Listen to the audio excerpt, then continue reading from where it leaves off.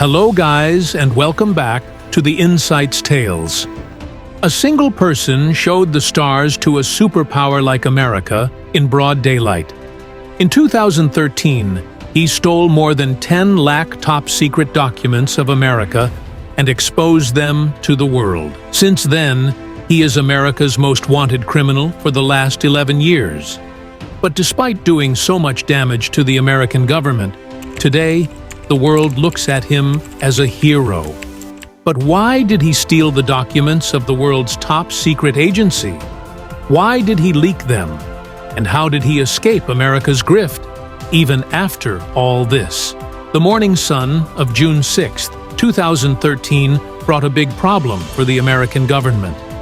It was as if a series of news was published in The Guardian and The Washington Post, which contained the raw details of the top-secret documents of the NSA, means National Security Agency.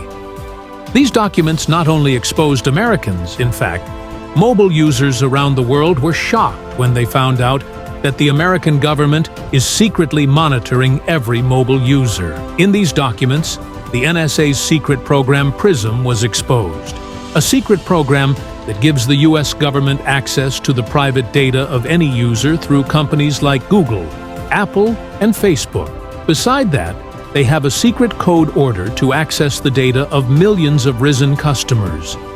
Risen is a mobile operator in America, just like in UK Voxy and in Germany Telecom.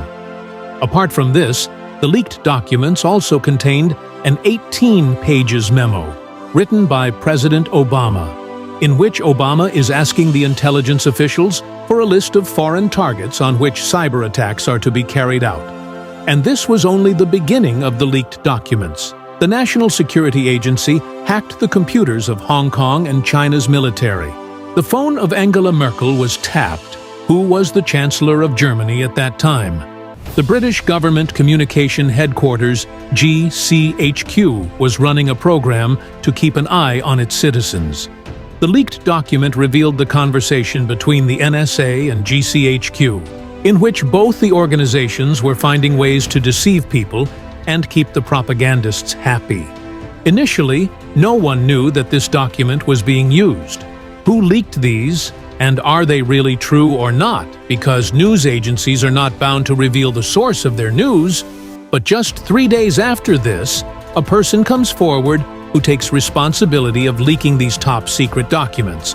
29-year-old Edward Snowden, who was a high school dropout, started his career in U.S. military, but after 1 year, he was discharged from there, and in 2005 he got appointed as a security guard at Maryland University.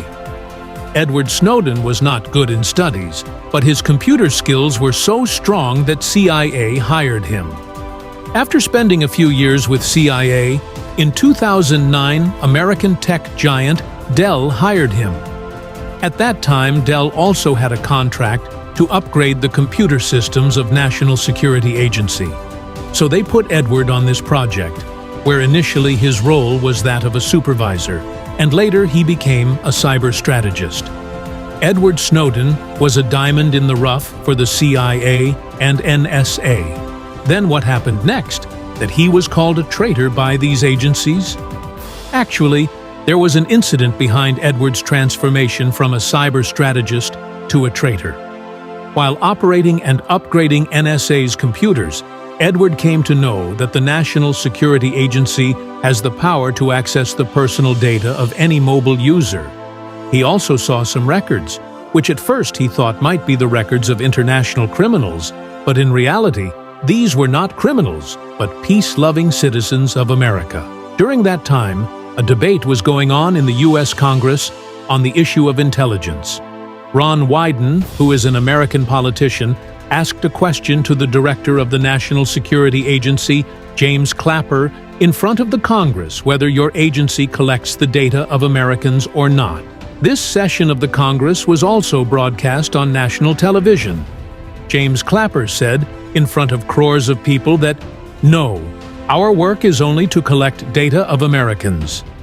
Edward Snowden, who was a foreign intelligence agent at that time, was shocked to see his director lying on television. He got so angry that after 3 days he left his job at Dell, where he was earning $200,000 annually. In 2013, he left Dell and joined Booz Allen Hamilton, which worked for the U.S. military, CIA, and NSA.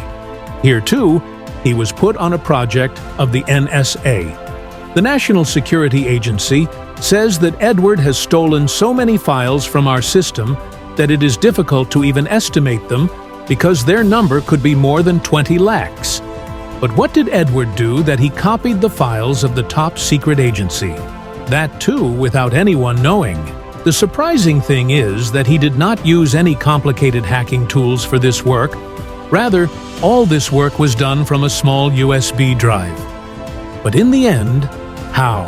Because in normal offices, USB drives are especially banned due to fear of data theft.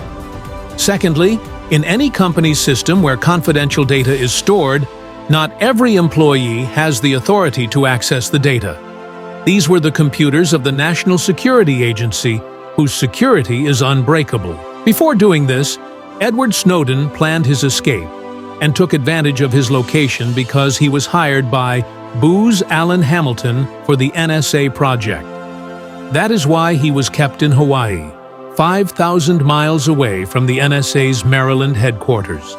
Hawaii is 6 miles away from Maryland, which means that when Edward used to work in his Hawaii office, by that time, everyone used to go to NSA headquarters.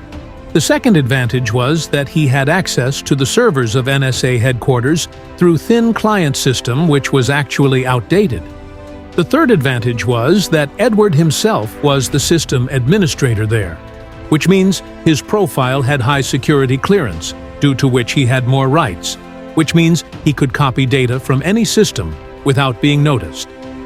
Edward Snowden took advantage of this very thing and copied more than 20 lakh files from 5,000 miles away without being noticed.